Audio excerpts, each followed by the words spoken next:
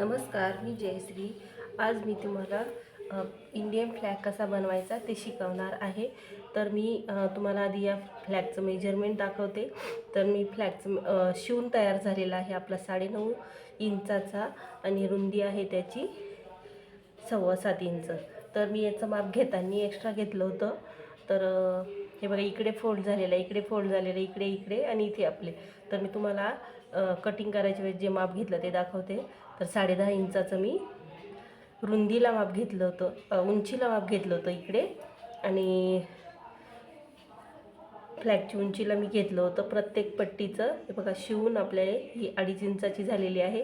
तर प्रत्येक पट्टीचं मी हे 3 इंचाचं माप घेतलेलं आहे। 3 इंच प्रत्येक पट्टीचं घेतलेलं आहे, म्हणजे 9 इंच ह्या पट्ट्यांचं घेतलं आणि 10.5 इंच हे घेतलं। आणि मी स्टिकसाठी मी 1.5 इंचाची ही पट्टी काढली होती। तर तिच्यात मी अशी फोल्ड करून ती स्टिक बसवलेली आहे। आणि जर तुम्ही माझ्या चॅनलवर नवीन असाल तर चॅनलला सबस्क्राईब करा, व्हिडिओ आवडल्यास व्हिडिओला लाईक आणि शेअर करा, आणि छानशी कमेंट टाकायला विसरू नका। तर चला बघू मी हा व्हिडिओ फ्लॅग कसा बनवला ते।